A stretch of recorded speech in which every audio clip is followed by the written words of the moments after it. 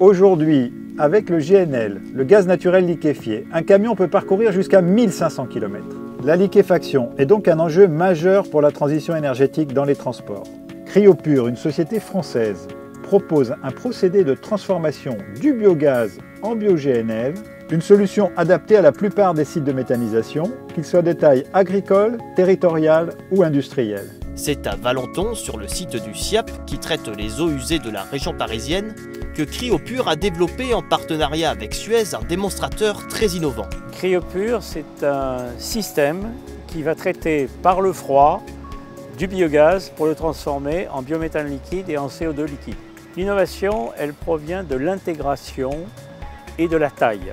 Intégration, ça veut dire qu'on va traiter de la même manière le biogaz par le froid pour en séparer successivement les différents produits. Ce démonstrateur maintenant, il traite 120 m3 de biogaz et il va transformer ceci en biométhane, à peu près 1 tonne de biométhane liquide par jour, et va produire en même temps 1,6 tonnes de CO2 liquide par jour. Un dispositif particulièrement adapté aux sites qui ne bénéficient pas d'un accès au réseau de gaz.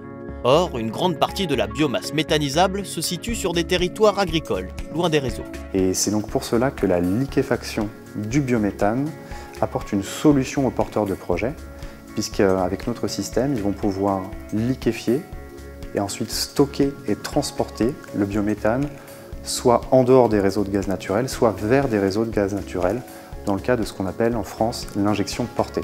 Par ailleurs, la commercialisation du CO2 liquéfié permet un revenu complémentaire non négligeable aux porteurs de projets. Sur la base du démonstrateur industriel de Valenton, nous avons réalisé en 2015 la première vente d'un équipement et depuis lors, en fait, nous avons un carnet de commandes qui commence à se remplir avec 3 à 4 projets pour 2017 et 5 à 8 projets pour 2018.